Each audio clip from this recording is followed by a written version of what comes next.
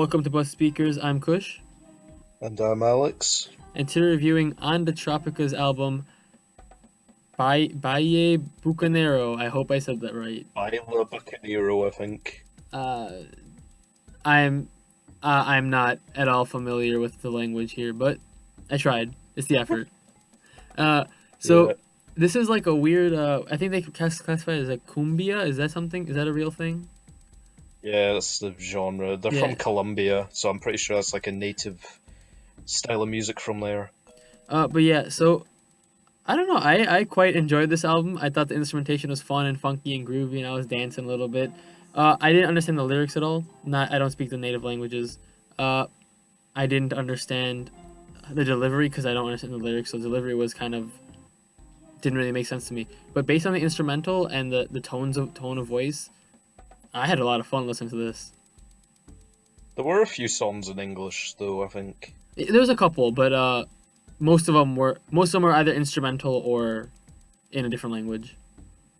True. I'm just gonna give my quick thoughts on the debut because I heard that within the last few days before this. That was a funky, summery album like this, except the main like agenda with Ondatrópica is basically trying to make Colombian music hip and cool to the masses again, or something like that. A bit like how Buena Vista Social Club in 1999 tried to do that with Cuban music. This is doing it with Colombian, and they succeeded more in the first one. This is more of a traditional sounding album. Like it doesn't have very many modern aspects. Like the first one had hip hop influences and had more dub influences. I know this had a few like reggae moments, but I'd say as far as make this more cool to the younger people, like to groove down to, Baile Bucanero doesn't do as good a job as the debut. However, it's still a very good listen, I'd say, and I liked it a lot more than I thought I would. So for me, there's a couple songs on here that I really enjoyed. The closer for well, it's a dumb way to start off, but the closer was not at all like anything else on this album. It was psych pop almost, psychedelic in some senses. Uh, it was the most interesting and unique song on the album, but it was still a good. It was still a good song. Besides that, I Talking love about Just a Moment, just a moment. Yes. Uh, that was a nice instrumental yeah. guitar. That was really good. I also like the Caldro Pararo. That one had like Uh, that one had a bunch of like just heavy horns and trembling and the trembling horns and woodwinds and there's a yeah, rock influence. There's this band that I happened to go to a concert of called Moon Hooch, and I knew nothing right. about the band beforehand. Uh, the tickets were $5, so I went, and they were actually quite a fun band. They were two saxophonists and a drummer, just going batshit crazy all over his instrumentals, and it was fun, and they reminded me of this because of the saxophones they have in this as well as the drumming. Yeah, But my favourite songs on here were the ones where they did something different. I do not think that's a detriment to the whole album because the whole album was very good in general, but there were a few songs where they did something so different I just had to take note of them. Trustin' almost sounds like a reggae song, and they yeah, did that as well on Come Back Baby, except it has that sunny disposition and bounce of a strong reggae song. The vocalist even says they're doing something special, which is like an admission they're doing a different song. I mean, as far as reggae in the 2010s go, and I haven't heard much other than some crappy pop reggae songs, like, actually I don't mind it that much, but you know, Rude by Magic, yeah. and I heard some like weird dub psychedelic album from the Congos made in 2012. Cannot for the life of me remember its name. It was like a weird collaboration combining reggae and psychedelic music. Kind of interesting, but not really reggae. I mean, like, this is really good, so that's probably like the best reggae song I've heard that's come out this decade. Just because I haven't heard much of anything, but yeah, and Come Back Baby's good for, or Come Back Again, I should say, is as good as well. Yeah, so There's one what did you song, think of that? Oh, sorry. Boga Cano Arrow. That song is Nero. uncannily like a Bollywood song in a movie. Just Really? if there were an Indian movie to come out, this song could be in any Indian movie pretty much. Wow. And It's cool, like the different cultures coming together, yeah, and like I the think sounds. and it has to do with the instrumentation because I don't think that song had any the vocals were kind of tired on this song, which were annoying, but the latter half Yeah. was no vocals and only instrumentation. And they had it, and it was just like something that they pulled straight out of a Bollywood movie, and it was good. It was okay. I thought the song was one of the more average ones, but there were quite a few good songs that really just show. I think the best thing this group does is how well they intertwine their instruments. They have so many Yes, instruments definitely. and they put them together and they all sound great together. And you can pick out each individual part. Yeah, the production on this is really good. I know that the band have like 12, 13 members, and they all somehow find their place in the recording of this album and the last one as well. Like, there's at least three different percussion tracks on any different one. Maybe not the reggae ones because it's a bit more sparse and reggae type, but on just the funky cumbia tracks, I guess, there's just so much different elements going on, and they don't. It doesn't sound messy or anything. They all sound really well together. It's amazing to me. It's like a testament to how well you can make something sound without having it sound cluttered or too much going on. Oh, so what did you think of the English lyrics? Like, I don't personally think like they changed too much. Like, the lyrics aren't too deep that like I'm getting any hidden meanings from the English ones as opposed to the other ones, if you know what I mean. No, yeah, I think I don't think they're even. I think they only have vocals because they feel obligated to have vocals. The lyrics on any of the English songs, I would say "Hummingbird" is one of them, and Yeah, "Commotion." Uh, they're not that impressive, but I don't think that's supposed to be the highlight of the songs at all. they're true. That's true. It's just weird to me why they bothered because they don't actually add much. The only thing I could think of is obviously trying to look more at a Western market because the first album had no songs in English. In fact, the first one even had a Black Sabbath cover of Iron Man. That was really weird.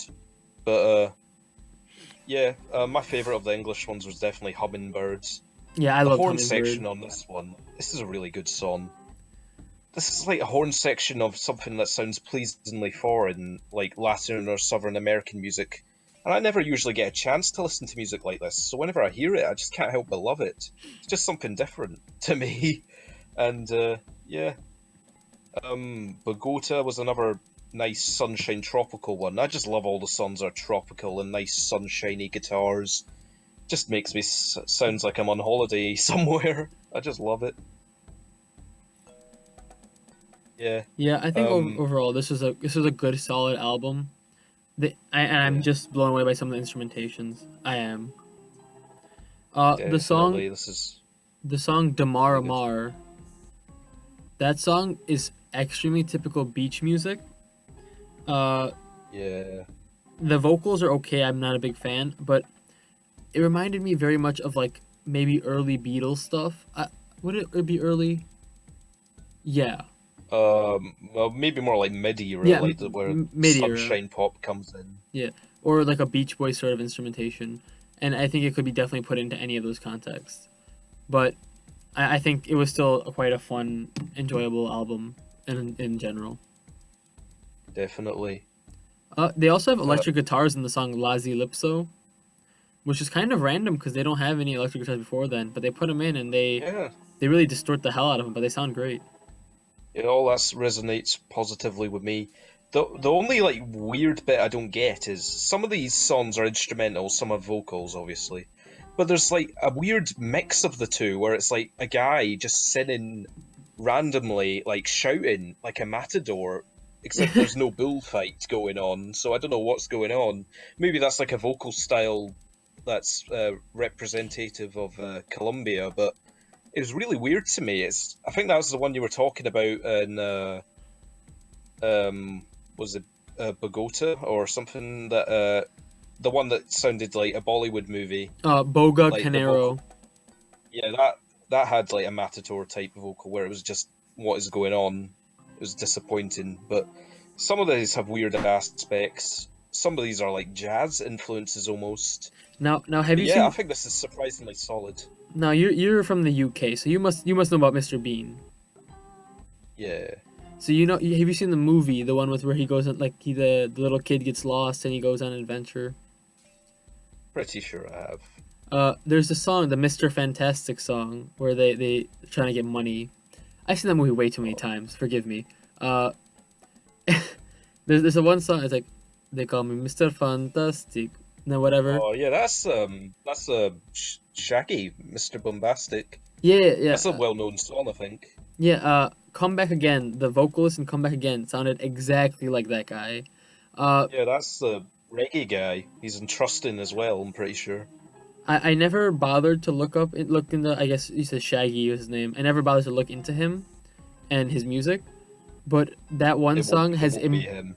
that one song made my childhood because of that movie, and I immediately connected to that. I'm like, oh my god, this is way too similar for any problems whatsoever. So it was okay. I mean, the vocals on this album were definitely the worst part about it, but I like the instrumentation so much. Yeah, the vocals are kind of secondary to the instruments in most cases. Like, I don't feel like I should mention this since we're not reviewing it, but the first album had one song called Suena or Suena. I think it's Suena. That is their best song, I'd say, because it's like a female hip hop vocalist, and it's outstanding. And that's the one time where the vocals are absolutely the best part of the song. So you don't get any of that here, really. I mean, Hummingbirds, yeah, they're pretty good, but yeah, definitely the best part. Actually, well, the reggae songs, I'd say the vocalist was probably the best part, generally. But those are only 2 songs out of like 16. It's not a big part of the album. What would you rate it, Alex? This is a surprisingly great album to me. So much different changes of pace and so many jazzy, funky songs on here. This does feel like the type of album to put on in the background. It's sequenced a lot better than the first one, and I think it's like quite consistent, even though it doesn't have a song like Suena. It's really, really good. So I'm gonna give it 7.5. I really like this album, and it's something different. Yeah, my only couple complaints on this is that the vocals are kind of lackluster and boring. Maybe that's because it's a cultural thing that I'm not really aware of. But to me, I didn't enjoy them. And the second thing was it was a bit long for me. It was an hour long, so it's one of the longer albums we review, and I think that it could have done with a bit of shortening. But overall, I think they had a bunch of songs that I did like, and a bunch of parts of songs that I really liked. And I think there are definitely some hidden gems in terms of instrumentation here. Uh, Yeah. you can probably steal these and make a song over them if you wanted to, obviously with their permission. But I think they have a lot of really good instrumentation, which blew me away for the most part because they have so many. They have brass, woodwinds, drums, guitars, just everything on the rainbow. It's great. So for me, a 7 out of 10. Yeah. Well, you could sample some of this. I'm pretty sure you can do that. I don't know. Well, if that's it, thanks for tuning in to Busted Speakers. If you enjoyed this video, make sure you like and subscribe. Check out some of our other videos, and let us know what you think about the album in the comments below.